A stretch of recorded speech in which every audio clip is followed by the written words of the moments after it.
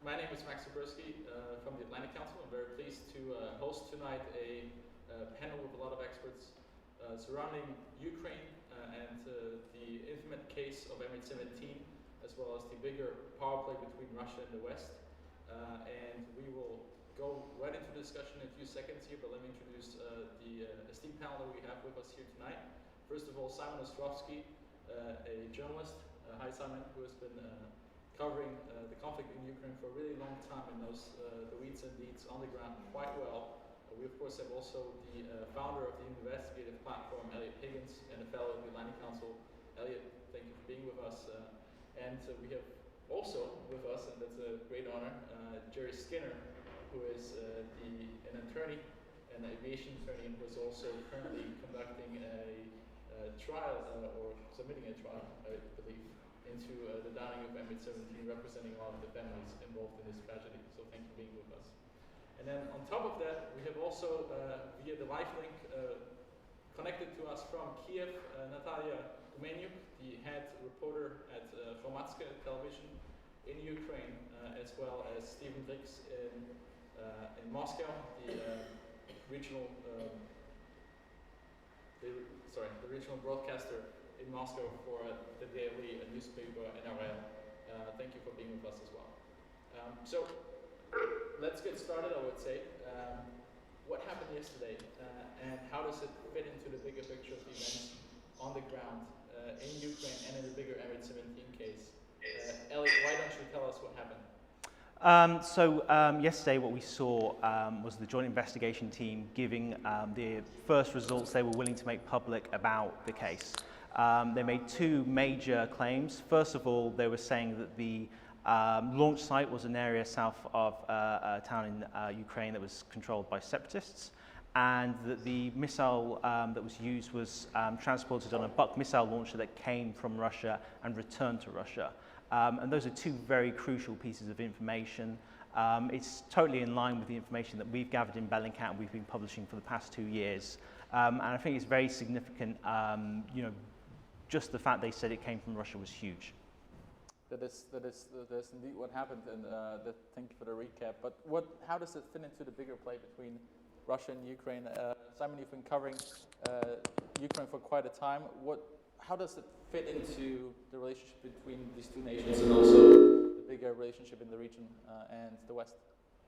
Well, I think it's, first of all, it's a huge vindication of all of the research that Elliot's been doing at Bellingcat. You must be pretty pleased with yourself that you just managed to figure out from essentially photos and videos that you found on the internet, you came to the same conclusions that an international team of investigators came to over, how long have they been looking at it now? Over 2 years? Yeah. How did you actually do that? And then what were the points that they came out with that you've been saying for so long? That initially started, I actually started my website on July 14th, and then 8 days later we had MH17 being shot down. But I was mostly focused on Syria. I was then approached by various people who asked me how, could I look at these images that were coming out of there, verify them, find where they were being filmed. And that really started my interest. And in particular was when you obviously had two very different stories being presented by kind of the West and Ukraine about a Buk missile being launched, and Russia, which was pushing really a variety of scenarios, the most popular of which for a long time was a Ukrainian Su-25 shot down MH17. But as we've seen this week, that was not the case, and that much of the evidence that Russia presented and various proxies of Russia presented was completely false. Well, I mean, it was kind of never the case, was it, that there was a Su-25 involved in the incident? But that was one of, I don't know, 3 or 4, even 5 theories that the Russians were putting forward. But from my perspective, after this happened, and because of the research that you did and how it showed that the Buk missile launcher came from Russia, eventually in my head I started thinking that, well, this is going to be Vladimir Putin's Gaddafi moment. Like the Lockerbie bombing made Gaddafi internationally isolated. until he sort of came back into the fold many, many years later. And then it's been 2 years now, though, and that really hasn't happened. The isolation that Russia has faced so far has been over the annexation of Crimea and over fighting in eastern Ukraine generally, but it hasn't specifically been tied to the downing of MH17, which at the time we all thought was going to be so much more significant. You know, most of us were hopeful that something positive could come out of the tragedy, and it could, you know, be like a cold shower for everybody to realize that they have to stop the war in eastern Ukraine. Right. But nothing, that never happened. But nothing really happened. So, Jerry, what's going on here, and where are you with your own investigation and your in your case, now that you had someone literally from his couch finding out who might have supplied the Buk missile system, and as we found out yesterday, even confirmed where the Buk missile system came from that shot down MH17. And then we have here, you know, 2 years of people in Ukraine waiting and hoping that something would happen about it, but it seems there's still a lot of gridlock happening around it. Well, one of the things that we did is we spent about 4.5 months preparing the application that we were going to file in court, and we reviewed not only what Elliot had, but we reviewed lots of the news coming out of the Ukraine, because there's a particular pattern here in Russian conduct. The unrest begins, and then the military people start to appear covertly. Next thing you know, they're actively involved, and this spread from first the Crimea resolved itself, so to speak, not resolved yet apparently, and then it spread east into the eastern part of Ukraine. And we thought that it was the excuses that the Russians made after the fact were consistent with covering up something that was impossible to cover up. This was part of a plan. So when we did our research and we filed our lawsuit, we sued not only the Russian Federation, who was a member of the European Convention, but we sued Vladimir Putin and took the position in our pleadings that you don't move a piece of heavy equipment of the sophistication and the value out of Russia into the Ukraine when your troops and your allies are at risk in Donetsk, unless it comes from the top. Right. Well, anyone listening to that right now, though, could think that it's a really one-sided story, but it isn't. And I think Stephen is with us on the line, sitting in Moscow. Stephen, are you with us? Yes, I'm here. So, Stephen, you're currently in Moscow. How is the story unfolding there? Well, still we've not only seen one conference, we've actually seen two. The first one was Monday, when the Ministry of Defense and new radar data we found somewhere, in which they tried the missile of Nezhnoye.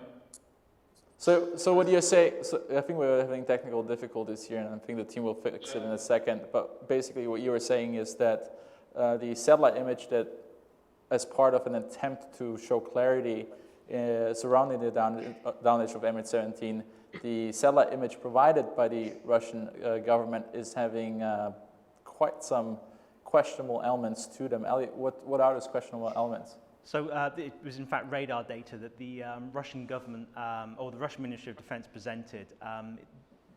For some context, on July 21st, 2014, they presented a press conference. The Russian Ministry of Defense presented what they claimed was their evidence of what happened, or could indicate what was happening.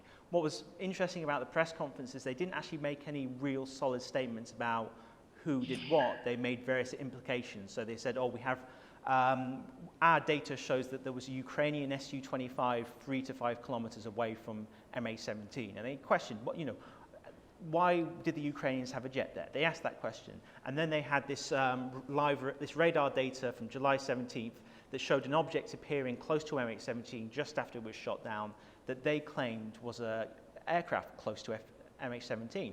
Well, now, let me actually pick up right on that, because Natalia Gumeniuk, who is sitting in Kiev right now. Natalia, are you with us? Yeah, definitely. I'm following, and there is things to add. Yes. Great. And so it seems that we have here again the side from someone reporting from the couch. We have the Russian side, as we just found out. We have the Western reporter in Ukraine, we have a lawyer. What was Ukraine's perception in those first days after the downing, and how was the narrative seen there coming out of Moscow? I think it's also very important to tell how it's seen after 2 years. Of course, there was a shock, but it was a very active time of the fight between Russia and Ukraine, and there were a lot of casualties in other areas. But of course, it was thought to be a turning point because right just after this downing of the jet, there were more sanctions involved. Before, as we know, neither Crimea nor the aggression in the Donbas hadn't done that because, of course, unfortunately, there were foreign citizens had died. But at this stage, it's also very important to see, do we really have any kind of political responsibility of Russia? Of course, there are some sanctions, but they are connected to Crimea, to Donbas, not exactly to this. We saw from the yesterday report by the Dutch joint investigating international team that more or less they do have some suspects, but we still don't know. Would it be, at least if we speak also to the lawyers who are lawyers of the international law, humanitarian law, they would say at this stage it is possible to ask for the international responsibility of the Russian state, because Buk, as we know, this kind of launcher, it's not something that the separatists can use. It's not the gun, it's not the, I don't know, even the mortar. So this is what was special with this particular situation, that this is the ammunition which usually any kind of rebels can't use. Neither on Syria nor in Afghanistan. That was something very special, like a turning point of the war, when the can be in the hands of the people who can't be controlled. So that's a very good point you're raising, Natalia. It took a certain level of expertise to be able to work with a Buk missile system and operate it, and it takes a larger team, right, as I understand correctly. Now the question here, though, is, the immediate question would be actually whether it might have been a Ukrainian team operating it. What do we know now that rules that out? Sorry, you go. I think Elliot would definitely add that basically yesterday a report by the joint investigating team showed that it has the Buk had been on the territory of Pervomayskoye, the village which had been at that time under separatist control, and also is still under the Russian-backed separatist control. What is more important, there was any reason for any Ukrainian military to use this kind of weapon, because the separatists do not have jets, they do not have aviation, so there couldn't be any logic of the Ukrainian army to use some launcher which would fight jets, because the enemy of the Ukrainian army just do not possess this kind of weaponry. Right. So I think what is also important, there is this inconsistency. We also followed yesterday command of the Russian government. So Russian Ministry of Defense indeed first tried to sell the story about the jet, but then they agreed that it was Buk. So there is absolute inconsistency of this Almaz, Antey, and or any kind of Russian evidence, which gives another proof that it's hardly possible to trust. Now, that's a very good point you're raising there again. I'm going to try to see whether the connection to Stephen is now better. Stephen, are you on the line? Yes, I'm on the line. Can you hear me? It sounds a lot better. Stephen, you were actually to the launch site that Natalia mentioned. Tell us about your experience going there, because you actually were there in person. Elliot wasn't, but in many ways, Elliot was there digitally. So maybe, Stephen, you can kick off, and Elliot then give us the digital tour to it. Yes, it was more impressive than I thought beforehand. Actually, a lot of journalists already visited the site. We, of course, were not 100% sure that this was the exact spot. But the funny thing was, as soon as we started traveling from Donetsk in the direction of Torres to the town of Snizhne, or Snizhne, and a lot of points you recognize from all the video material that we received for that only. So I apologize. I'm just hearing from the team that your connection continues to break off again. Thank you, however, Stephen, for turning in tonight. It seems that we're having some kind of technical problems. But I think Ellie can maybe walk us through what Stephen was about to say from your perspective, again, from the couch. Or the armchair, I think, which is But not in Dutch, please. Not in Dutch, yeah. So what we had on the day MH17 was shot down, there were photographs being posted online, and there was one photograph posted online showing a trail of smoke coming from the ground. That was kind of analyzed using the various techniques we used. There was actually a blogger, a guy who had a blog called Ukraine at War. He actually managed to figure out where the smoke was coming from. We found the same location. We had journalists, Roland Oliphant and Christopher Miller from the Telegraph went there, and they went to this field and they found all this burning.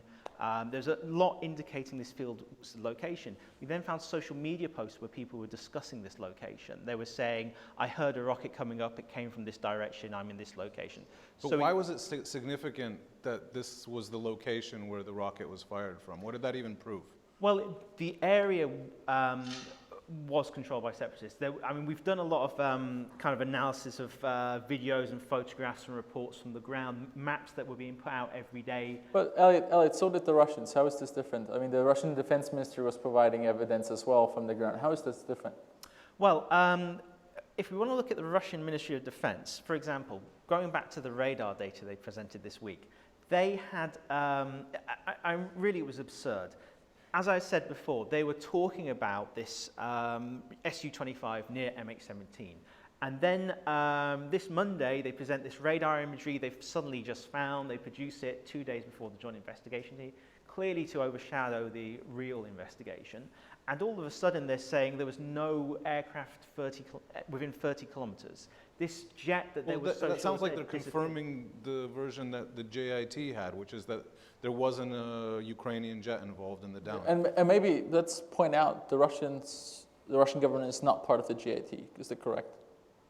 Yes, that's correct. No, they're not part of it. But but what's so controversial about this radar data? Well, they're saying that there wasn't a jet involved, and the JIT says there wasn't a fighter jet involved. But there's two things. One, they say there was no missile detected on their radar. Oh, so they're saying there wasn't even a missile either? Yeah, so nothing shot down MH17. It just exploded like that UN convoy that was spontaneously combusted a few weeks ago. The problem is, in that statement, Russia contradicted their own previous statement. And keep in mind, this is 4 days after MH17 is shot down, based off their data. And either they're lying on Monday or they're lying on July 21st, 2014. Either way, we can be 100% sure they're lying based off their own evidence. Therefore, how can we trust anything they're saying? And this is not a single incident within this entire case. We've analyzed a lot of the Russian claims. They presented satellite imagery that showed a Ukrainian missile base. And they were claiming it was taken on July 17th. And we examined satellite imagery from July 17th.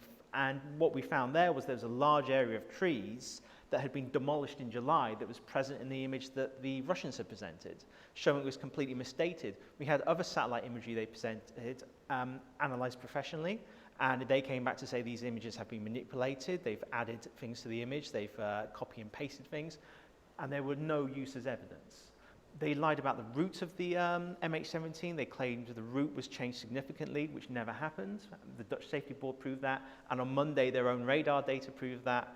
They lied about a video showing the missile launcher being filmed in Ukrainian territory when it was confirmed as being filmed in separatist territory. They've lied and lied again. They've presented evidence that's fake, it's false, and it's the only thing that's consistent from the Russians are their continued lies. Well, that's an interesting point. I think Simon has a counter thought to that, because it's hard to generalize. But you're saying, there are lies that we are seeing, and you're using, your very famous methods to show those lies and illustrate them. But from a legal perspective, when do we actually know that this is a lie? And, the JIT has pointed out in certain circumstances, but they haven't really said outright that the Russians are explicitly lying and providing false information, have they? Well, they have been engaged in a number of things. First of all, when the Dutch Safety Board was investigating, the official information they provided the Dutch Safety Board was that raw data from their radar sweep was not available. It had been destroyed. They don't retain it. They don't keep it in the event that there's some type of disaster. They just wipe it like it's on a loop and it's gone. Well, they had some pictures, though, that they took, which were basically screenshots of air traffic control data. You don't have one and didn't have the other, so you knew immediately that they were lying. It's contrary to every country's procedure to destroy data from a source like that involving an event like this. It just doesn't happen. It's contrary to ICAO, which is the International Civil Aviation Organization's rules, which all the airlines, everybody has to agree to. You knew that the reason that they didn't produce it and said they didn't have it is that it didn't make their case. It would have been bad for them to produce it, and then months later, 27 months later, I pointed out yesterday at the JIT that 27 months later, oh, we found it in a closet someplace, and we're going to present it now, but it doesn't show what we think is there. You can't see the missile. So they have quite a big closet. You cross-examine that statement, which is my job, and radar sweep takes time. And this is an object moving at 3,000 feet per second at detonation. You're not going to see it on the radar. It's too small, it's too fast. It wasn't there when the Dutch Safety Board wanted it, so they didn't produce it. They produced it yesterday only because they thought it would support their new position. And it hasn't. And it has not. It's backfired on them. But shouldn't have Ukraine blocked off that airspace in the first place? Ukraine did block off the airspace. It's up to the airlines to interpret what that means. And a lot of the airlines interpreted it's wise to stay away from there at any altitude. It was blocked off to 32,000 feet. This is a transcontinental flight, long distance. Cruise altitude's 36, 38,000 feet. And how high does the book go? It's a lot higher than that, about 80 to 90,000 feet. It was no great accomplishment as long as you knew how to use the equipment to shoot the airplane. So we're going back to the fact that it required a team. It required expertise. In the Russian state universities, and of course all universities in Russia are state universities, but in the Russian state university that trains people to fire Buk missiles, it's a 6-month course just on the Buk. The cadets have other things they have to go through, but it takes time. A man in the Ukraine that was a dentist yesterday and decided he's a revolutionary today and sides with the Russians didn't learn how to do that overnight and didn't learn to do it in one night when a single Buk is driven into the country. We're seeing currently some footage here that was provided by the Defense Ministry in Russia following another press statement that the Russian Defense Ministry actually presented earlier ahead of the GIT. Elliot, what is this telling us? This is from the July 21st, 2014 press conference, and what you're seeing on the bottom right-hand corner is what they claimed was the jet, Ukrainian jet heading towards MH17. This is the jet that has now disappeared from the imagery they've presented. And just going, there's one point I want to raise there. There's always been this question: should the airspace have been closed?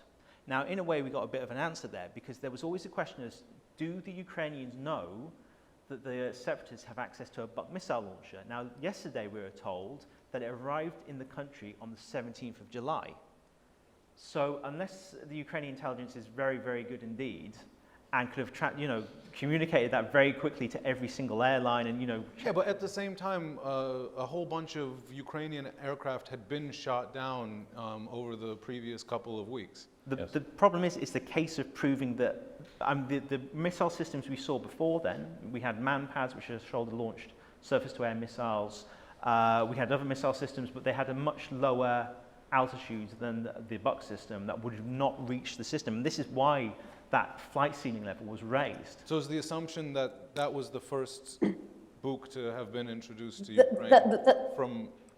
I probably would add on that and would get involved at this stage. So yeah, there were a couple of the Ukrainian, there was a military jet shot, but it was exactly not by this kind of the launcher, not by Buk. And I probably should I remember day by day how the warfare was escalating in Ukraine at that time. So it wasn't really clear that this kind of equipment would appear, because indeed it started from a small weaponry to something else. So with shutting down the airspace is also the question. We do have wars in different countries from Iraq to Syria, but really it's exactly the issue of the excess of the rebels, of the fighters, to particularly this kind of equipment and weaponry, which could be just usually operated by the state, and the big state, the state which can afford to, I don't know, bring the book to a different country. And I probably would like to bring the discussion 2 years later to the issue of the real responsibility. And also ask the lawyer, ask Elliot, can we really talk about the particular personalities who are responsible? Is it the case? And at this stage, can we really know what are the names of operators? Can we proceed further? While the second question is, of course, if we can't detain or, proceed with particular couple of personalities, it's again, what I understand in international law, there is still a mechanism where you can call Russia to the international responsibility. We know it's extremely difficult. There won't be, to be honest, international court. There is international criminal court. It's all very complicated. Russia can block it all within the Security Council. But the biggest issue is really the issue of the responsibility. It's important probably for the families. As well in Ukraine, of course, it's seen as something very big. If you already shot the passenger jet and do not bear any responsibility, it's a huge case for the, not just international law, but how safe we are in Europe today. Yeah, Jerry, you want to jump in right there? I was going to respond that, first of all, international law is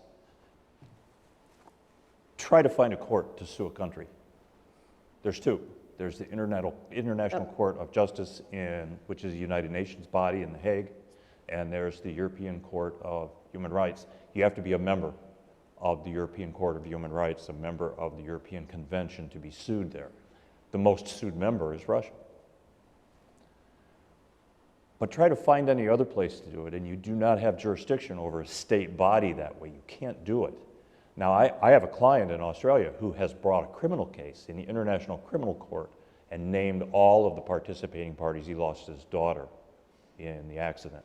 And we have the action we have filed in the European Court of Human Rights. We're the only ones that have moved to do anything. No one has joined us. None of the other people have taken up the... Specify the other people. None of the other families, none of the other involved states, and that's the critical part. Cases could be brought in the International Court of Civil Justice in The Hague through the UN if one of the affected states would stand up and take the lead. But individuals can't do that, so a state has to. Why do you think a country like Ukraine, Simon, hasn't done that? Why haven't the Ukrainians done what? Brought an action in the International Criminal or Civil Court, the UN body.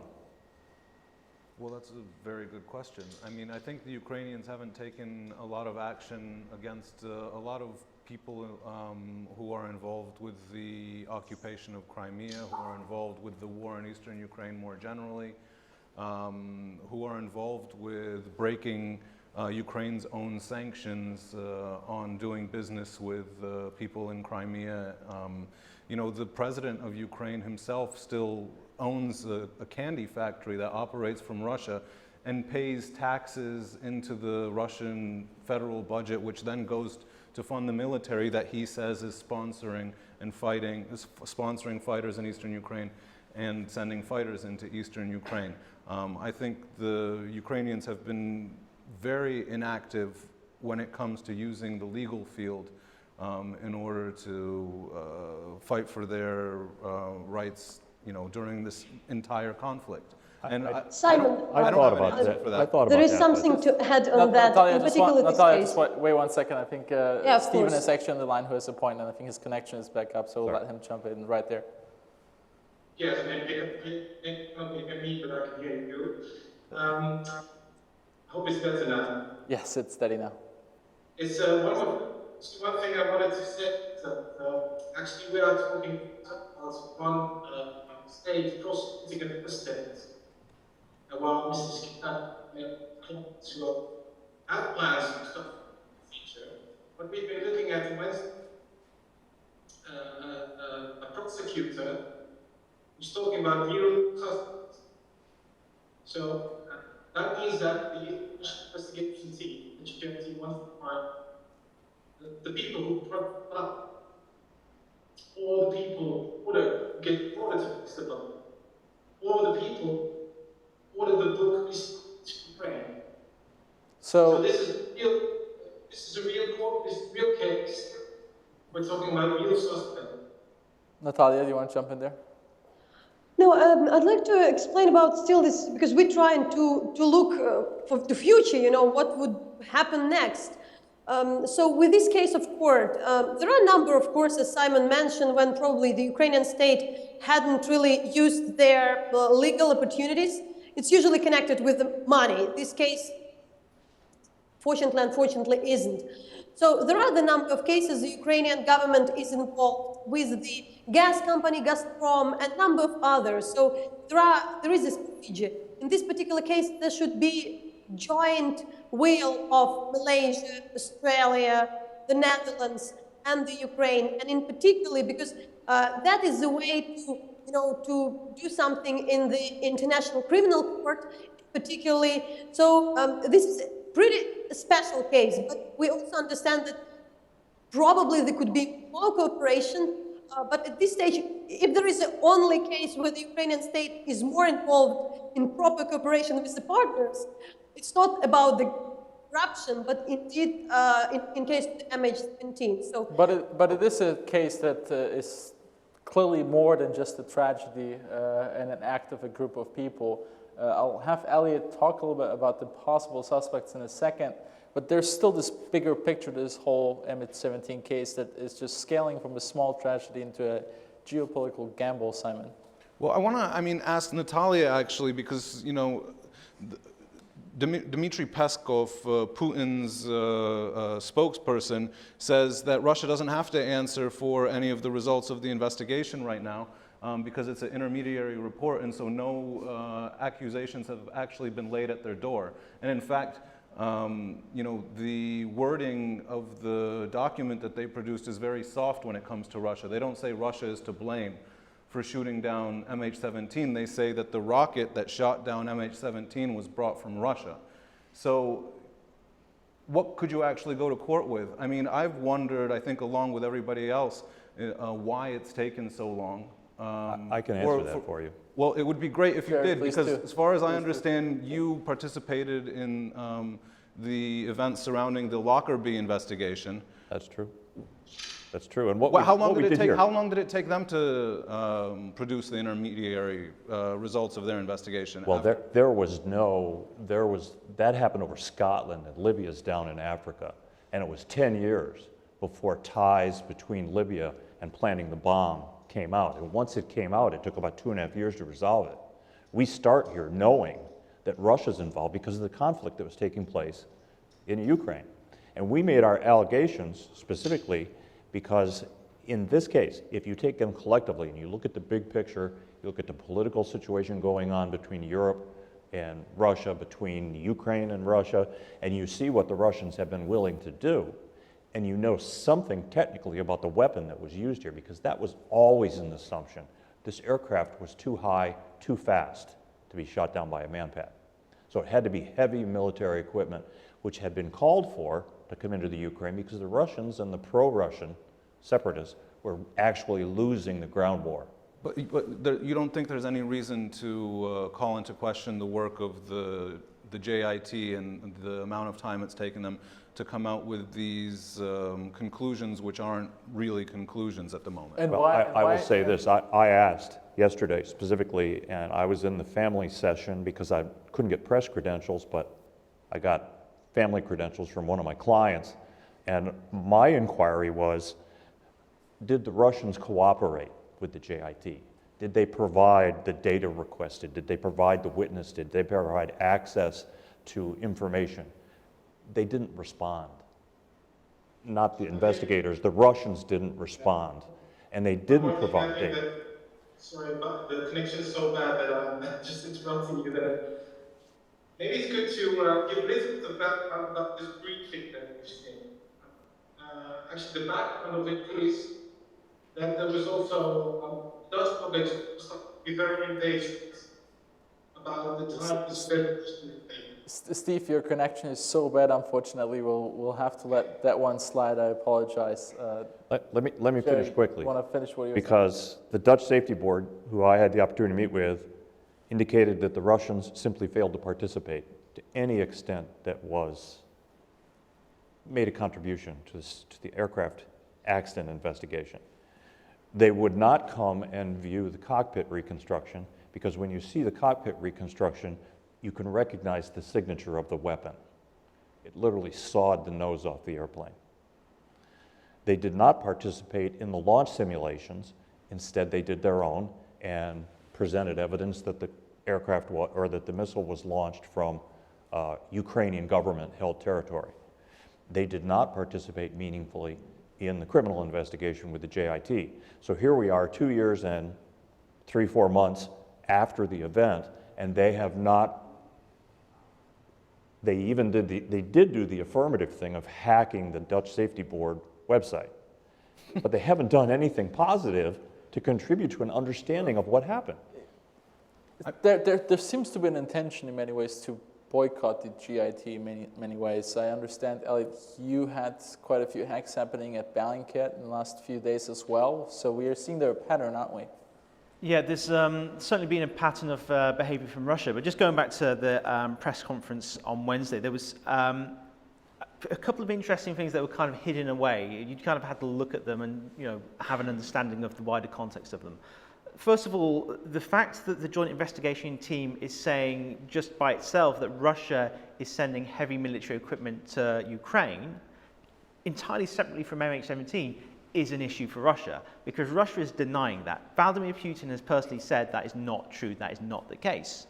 Yet we now have a criminal investigation saying that military equipment from Russia, never mind it's a buck, has been sent into Ukraine. We've got a recording of separatists requesting military equipment from Russia. That is a problem for the Russian government. As for the suspects, Bellingcat did an investigation into the 53rd Air Defence Brigade, which we believe provided the missile launcher. As part of that very broad investigation, we looked for every single piece of evidence we could find of Buk missile launchers from anywhere in Russia being close to that border at that period of time. We only found missile launchers from the 53rd Air Defence Brigade, which was in the location that was on that route.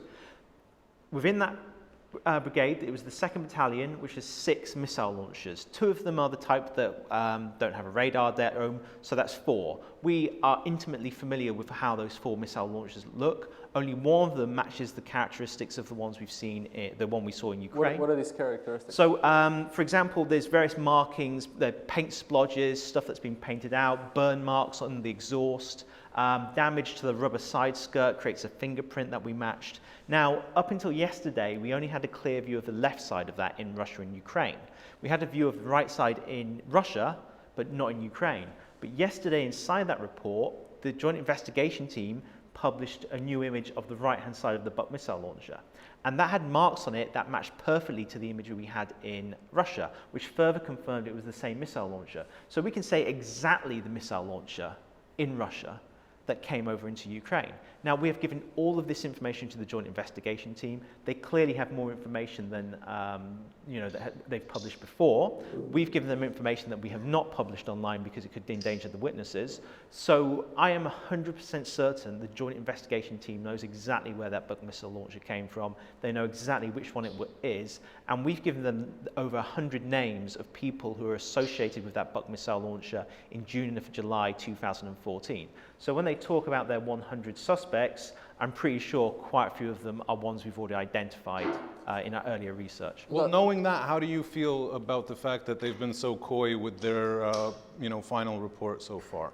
Well, it's an ongoing criminal investigation, and you don't want to show your hand to, the Russians, especially when with Russia you have a new story every week about what happened to MH17.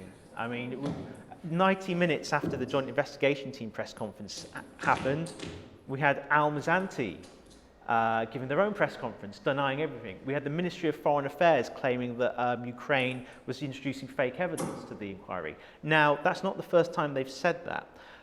Several months ago, the Ministry of Foreign Affairs, in one of their weekly press conferences, said Bellingcat was working with the Ukrainian government and using fake information. Now, I emailed them, asking them if they were telling, where's your evidence of that? Now, they came back to me, which surprised me. I was amazed they came back to me in the first place, but they came back to me basically with insults. So I went back to them and said, I want the evidence. What's your favorite insult? I don't want to encourage anyone on Twitter, basically. I'll skip that question. So they replied, and they sent me this very large, long Word document with lots of these, basically 4 theories. And these 4 theories were frankly rubbish. They were factually incorrect. They were conspiracy theories in the most part.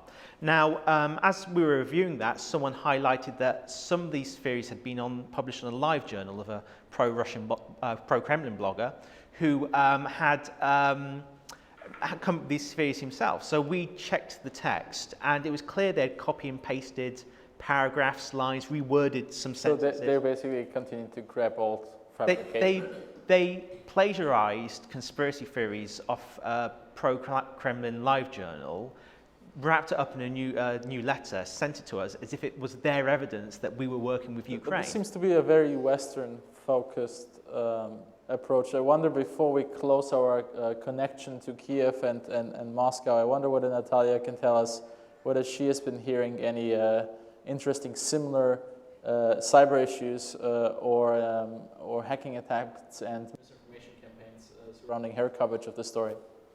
No, I would say in our case, we would rather expect the physical attack rather than a cyber attack, because there are too many things we're doing regularly. So denial is the bad things, or inventing the conspiracy theories which could be confirmed by anything. But if we are finalizing, I think it's still very important. I think that would be what families would understand, and also in Ukraine, the view is very much shared. This war has brought a lot of suffering to real people. They probably understand that the responsibility, the punishment take time, but it's still extremely important that it takes place, and there are both individuals responsible and the country or the government responsible for that case. So that is shared, and so far that won't be my opinion, but there is a feeling from Ukraine, especially after this. There was a referendum in the Netherlands on Ukraine. We worked there. We covered how the Dutch populists presented another conspiracy theory. All these kind of things. We see the huge impact is still there. So unless the story is investigated, unless there is a clear thing, this thing would be misused by the Kremlin, by the trolls, by the bots, and that would be pretty disappointment, not just by the families in Europe, in Malaysia, in Austria, but also by many people in Ukraine. By that, will that mean, feels connected to this unfortunate and very tragic case? Well, so clearly, no matter what question we have, we open a door and we seem to get into an infinitive corridor in an attempt to find yet another one factor that might be affecting this case. We do now know a lot more than we knew before. We know that the research that you did, Elliot, seems to be quite on spot. We do, however, also know that there is other tricky elements playing into this. There's still a lot of questions that need to be answered. We won't answer them tonight, but what we do want to do is also give our audience a chance to ask a few questions to the 3 of you. And so we'll switch it now a little bit around and ask whether there's anyone in the audience who wants to ask a question. Roland, did you have one? I have a bunch of points. Please go ahead. I'd like to make. Can you introduce yourself? Please stand up. Just. Hello, my name's Roland Oliphant. I work for the Daily Telegraph. Didn't you discover the place where the Buk missile launcher As it fired happened, Simon, yes, I did. This is why we have Simon here, to get all the facts right. Right, exactly. I mean, there's a million things I've heard tonight. I mean, I think the first thing is that it is, and maybe, you know, we've all been guilty of it a little bit. There's a lot of kind of clapping oneself on the back about being so clever and everything. And, you know, really this is about justice for the families and 298 people who died. And their voice here isn't really here except in the form of Jerry, which is a good thing that he's here. The other thing is, like, you know, in defense of the JI team, say, like, how long? I mean, one thing is you've got to, in their defense, if they deserve it, I don't know, they've got to compile a completely watertight investigation that has to stand up in court to convince someone. And it was really, really easy to find the launch site, actually, incredibly easy. Can you walk us through it? Sorry? Walk us through it. How did you find it? Well, I mean, there was this guy, I think he was based in the Netherlands. His Twitter handle was Deji Petros. I don't even know if he really exists. You met him.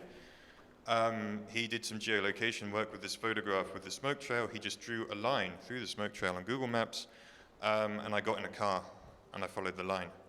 And eventually we came to a field, kind of in an area where he'd pinpointed a couple of points. There was nothing there. We found a farmer, said, hey, did you see a rocket go up the other day? I said, nah, nothing like that, lad.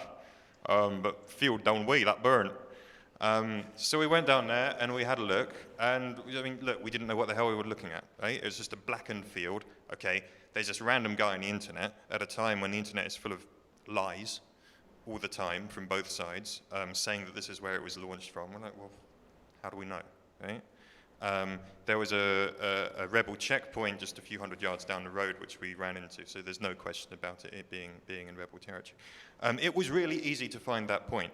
Didn't you find a piece of plastic? We found some little green bits of plastic. I don't know if they had any significance in the end. So that never led to being a piece of the Buk or the rocket? I think they were meant to be from grad launchers or something. With that one, you had like a little logo, partial logo, which we linked to a plastic factories in Luhansk. And we asked one of the workers there who had been working there 30 years ago, because this piece of plastic was from something made in 1980, and it was from an armored vehicle. And what was it?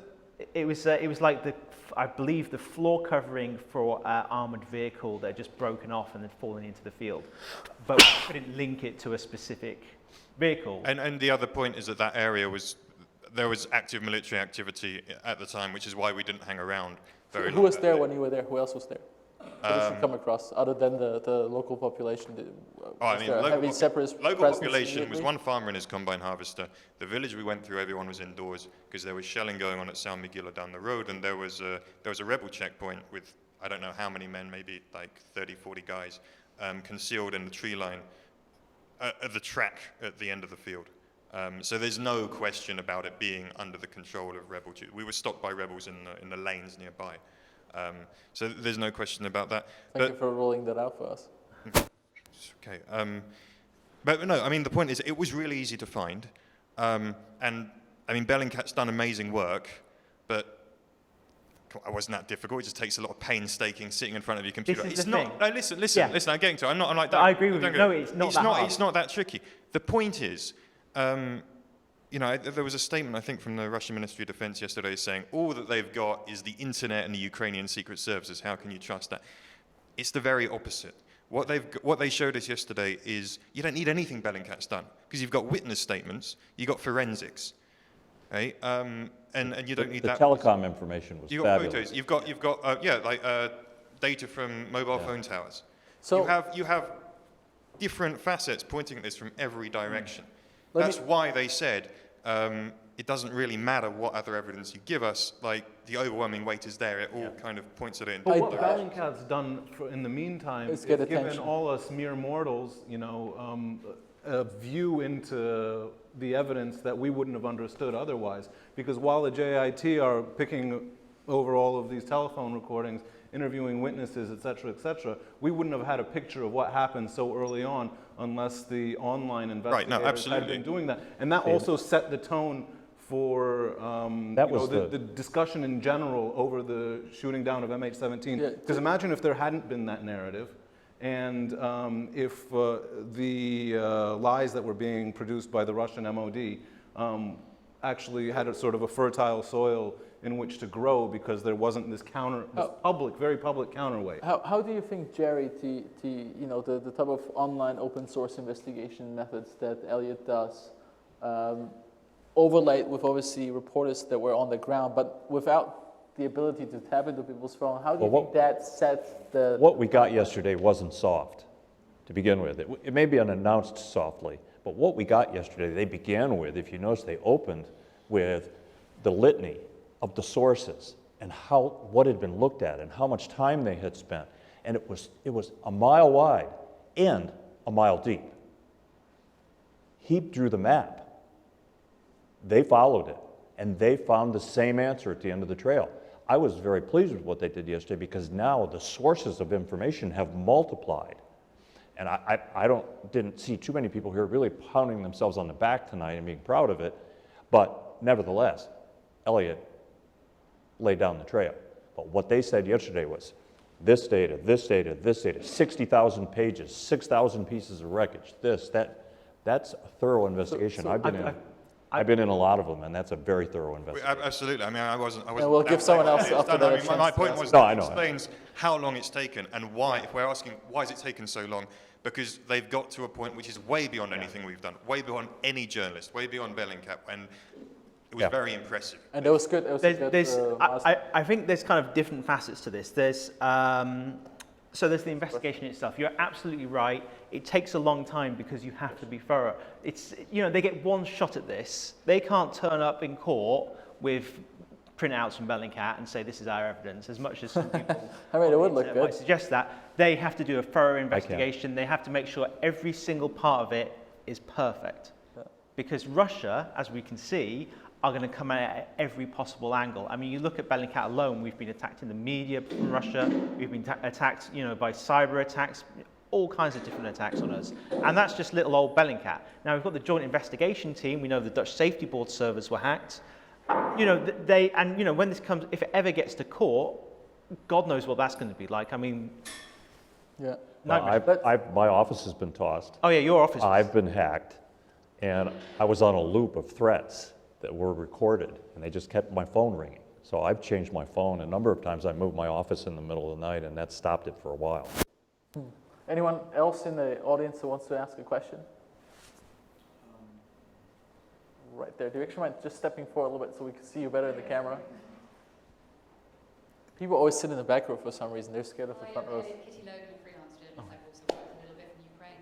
I'm just curious to follow up on the suspects. Obviously, it's a sensitive subject, but you've always been ahead of the game on this investigation. At what point would you be ready to start naming names, or will you wait for the official investigation to do that?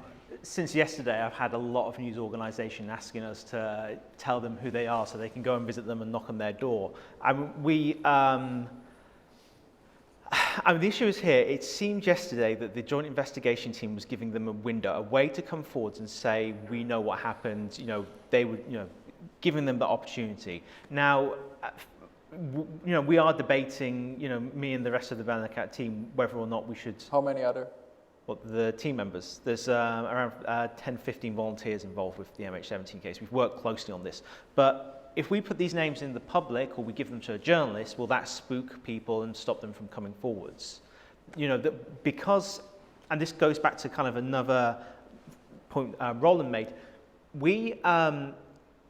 what I don't look at Bellingcat as so much as journalism, but the kind of entire field of kind of online open source investigation and how that applies to different areas. So we've had a lot of interest from the police in various countries on various cases and just more generally on learning these techniques. But it's not meant to replace anything. This is not a replacement for police work. This is not a replacement for journalism.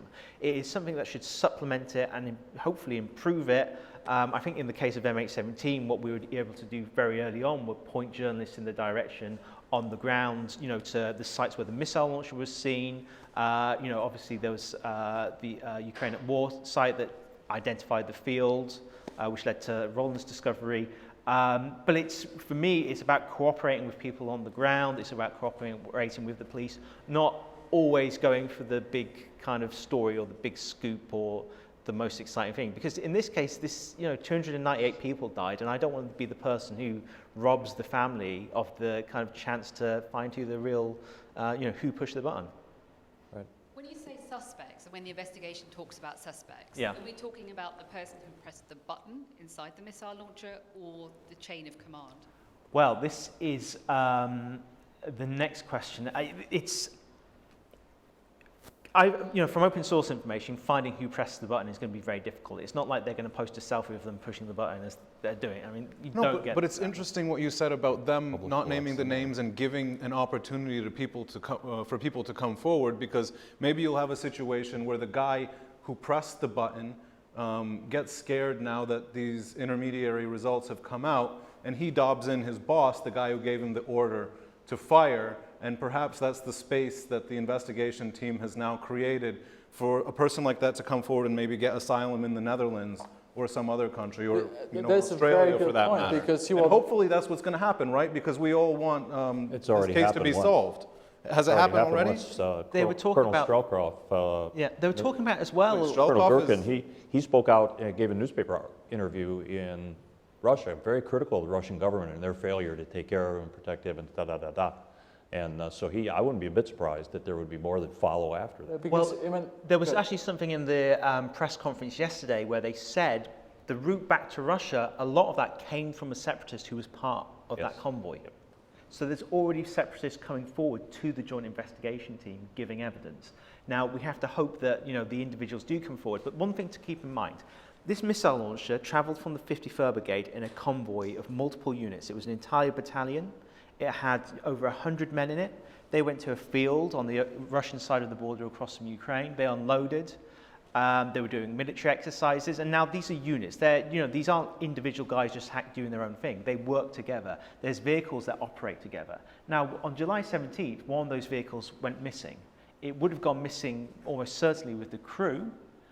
And there would have been other soldiers probably thinking, where has that gone? Even if they weren't told what was going on, they would recognize the absence. So even those people could say, I can confirm that was not there. They saw something. So there's kind of the responsibility question and also the witness question.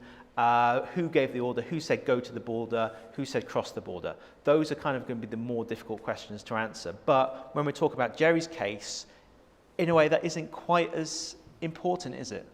Well, I can't do anything with the individuals. The European Court only recognizes respondents, defendants, as states, one of their signatories. But doesn't the chain go up in the end? It does. The international legal principle is basically, you go from the man who pushed the button, to the battalion commander, to the base commander, to the anti-aircraft 20th Army commander, to the 20th Army, up to the Ministry of Defense, and ultimately up to the man who authorizes all heavy equipment to leave Russia and attack other people, Mr. Putin. And what we have is the names of all those people. We don't know who they could be. We have all those names. We don't know exactly who they are, but we have a photograph. You don't need that in a civil case, but the criminal investigation needs just the opposite. And it the seems criminal that, investigation needs there's individuals. also, it seems if a case is dramatic as this one, there's a responsibility from the journalistic community to really also tell the story from that side, so that justice is brought not just in front of the law, but in front of the public, to the families. Simon, you actually tracked down a Russian soldier a year ago, proving at the time when everyone was denying Russian soldiers were in Ukraine, proving that a Russian soldier and many of his friends were coming across the border while still being active military members, fighting a war under a false flag in the shadow of a propaganda story. Do you think you could do the same thing with these guys? I think that would be very difficult. When I was doing the Selfie Soldiers investigation, I was basically scanning through social media profiles of Russian soldiers to try to find one who had been careless enough to post photographs of himself in Ukraine. So the task was pretty non-specific. All I needed was a soldier who I could show was an actual member of the Russian military who'd posted a selfie of some kind from Ukraine. It didn't matter where that selfie was in Ukraine, as long as it was on the other side of the border. I mean, I think this is the kind of task that film took me 3 months to do. I think this kind of a film, that kind of an investigation, you know, with the right resources, you could probably do it, but it would take a lot longer. I would add to that as well. The problem is if you just approach one of the soldiers of the 53rd Brigade, as you've experienced, that gets around really quickly among other, you know, just the security forces will find out very quickly. So the only real way to approach those would be to have lots of people approach them at basically the same time.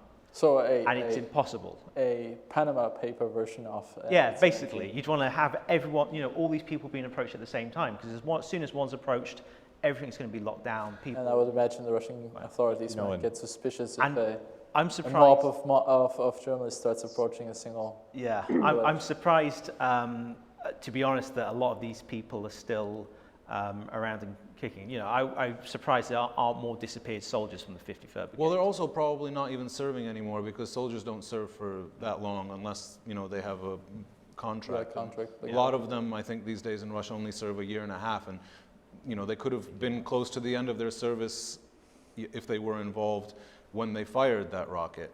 That could result in people coming forward, though. So, definitely. Again, because of the interest of time, I think we actually have to gradually come to an end. I regret it.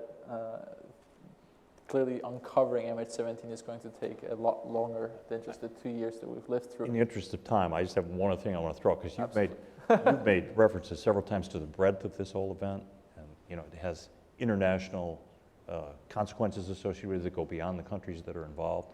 The U.S. denied that they had satellite photos. Their satellite photo is on my desk in Cincinnati, Ohio. Just don't give them the address, otherwise I might disagree. I'm going to tell them. I'm going to tell Mr. Obama if I ever see him where I found it and how I got it. Where did you find it?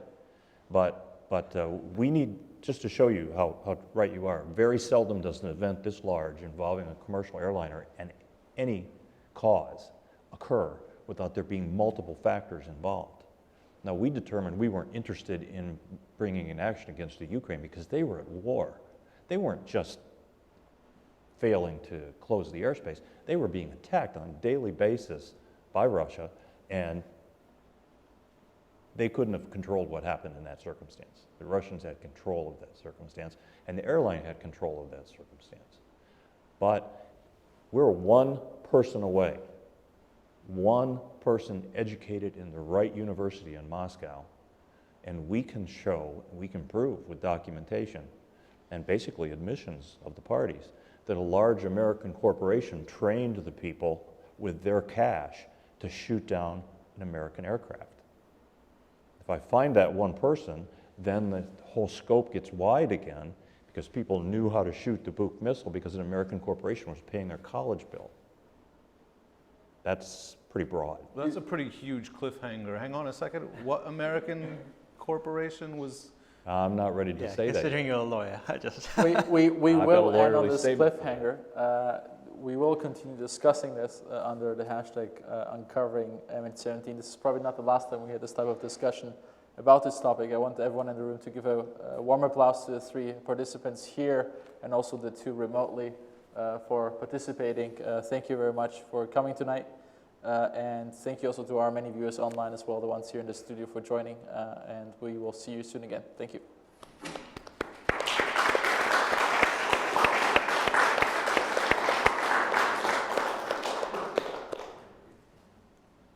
I think we're done.